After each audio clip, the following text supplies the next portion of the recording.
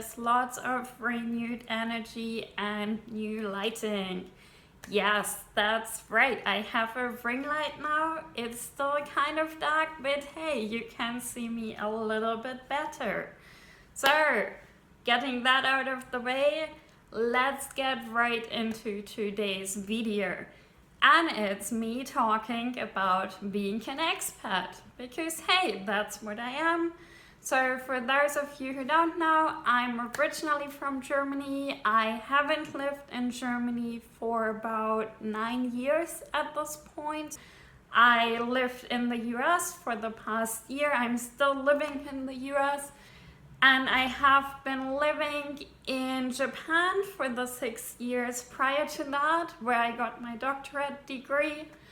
And before that, I have lived in the United Kingdom for a year, back when the UK was still part of the European Union, and it was easy to live there as a European citizen. And before that, like the whole year before that, I traveled Southeast Asia and I spent some time in New Zealand, about 3 months. And like in between, I lived a little bit in Germany, but not for a long time.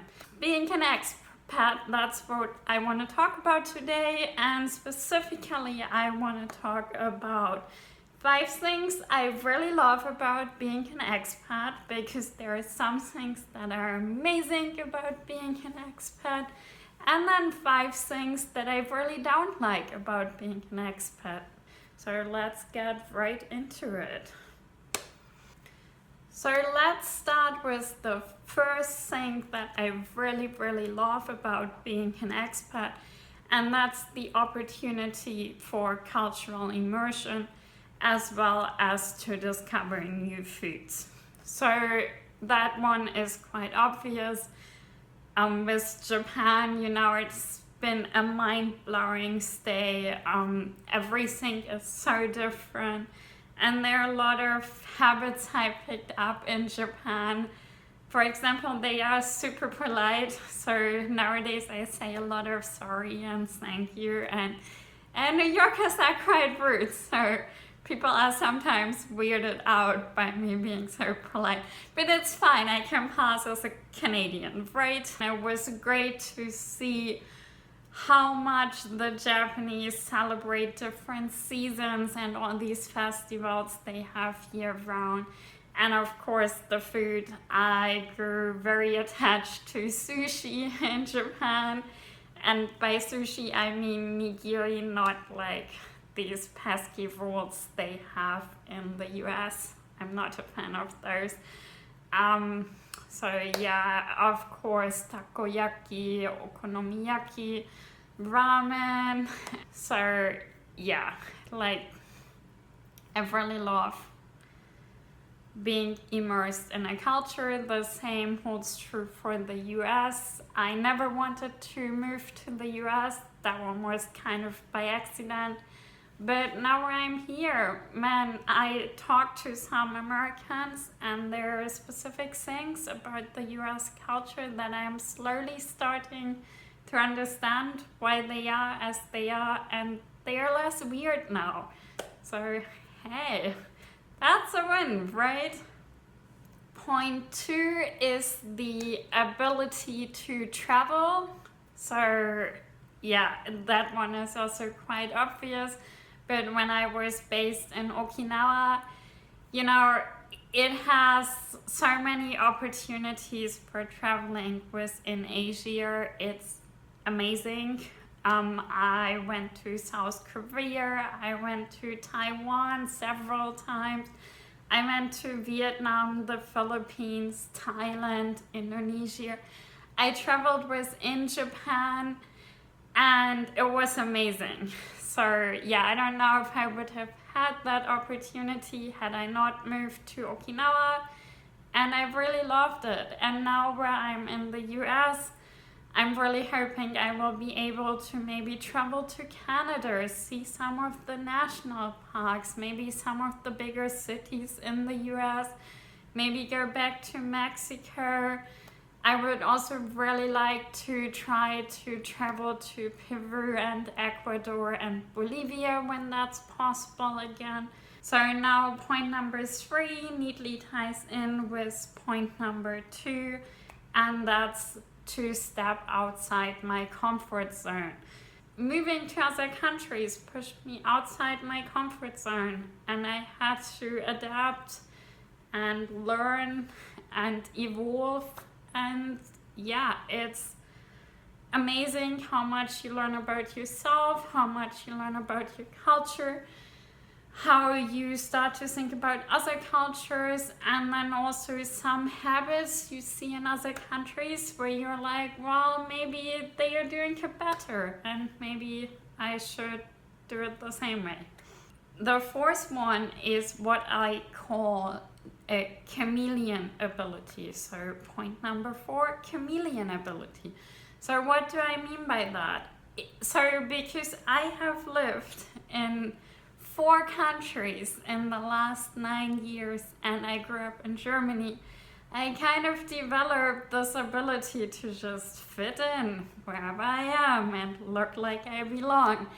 And to illustrate that point to you, I had people walk up to me in Bangkok and ask me for the way because they thought I would know. So let's move on to point number 5, which is new hobbies or picking up new hobbies.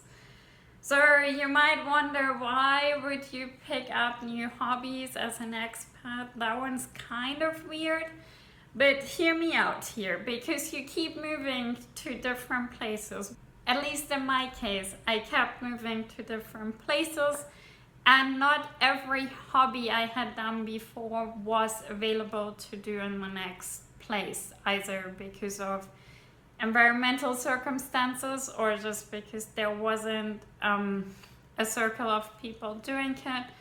And so I had to try out new things. And I like that about moving and being an expat. So now let's move on to 5 things that I dislike about being an expat. And the first point is actually a pro-con thing, and it's about new friends. So obviously when you are an expat, you move somewhere new, you have to make new friends. And hey, new friends are amazing, you know, especially if they are also expats and then they move somewhere else and you have friends all over the world. How cool is that? But did you ever try to make new friends as an adult? Yeah, man, it's bloody hard. I'm still trying to figure that one out. But yeah, sure, if you're in New York and you want to meet, hit me up.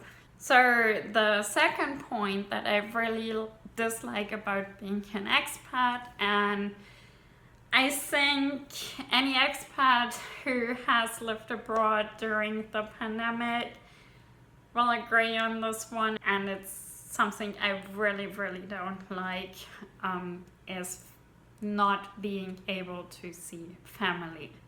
Obviously with COVID, that one has become so much more apparent because all of a sudden you couldn't just jump on a plane and go home. So number 3 of the things I really dislike about being an expat, and it follows naturally on to point 2, is to not have a support network in place. So obviously when you live in your home country, you usually have your family, your friends, you have a long built support network.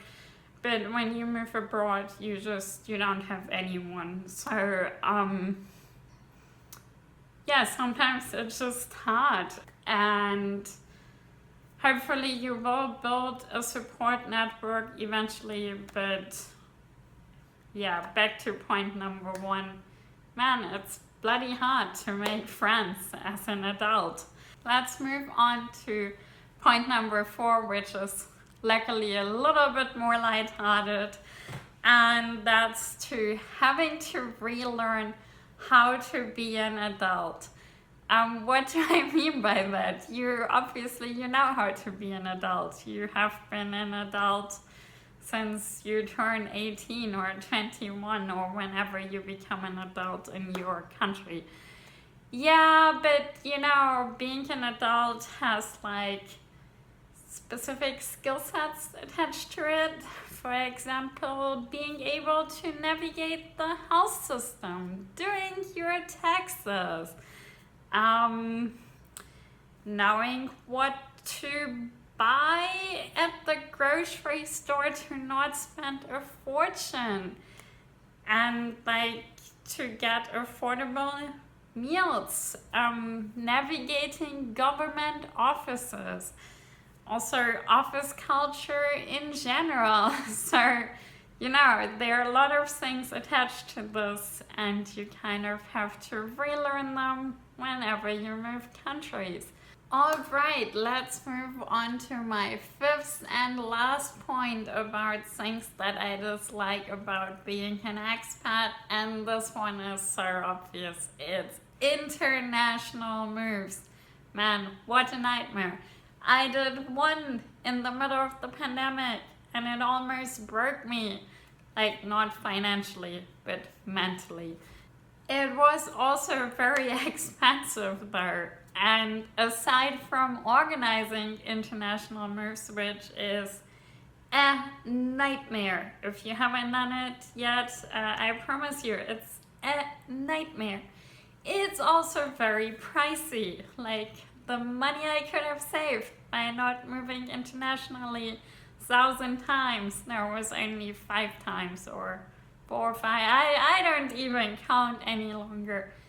I could have saved a lot of money. But still, I wouldn't want to have lived any different life. I love being pushed outside my comfort zone. I had a bunch of awesome experiences that I wouldn't have had otherwise. So, even with all these things I don't like about being an expat, in my opinion, it's still worth it. So, all you expats and not yet expats out there, by all means, keep exploring, be happy, live a great life, and see you again next week. Bye!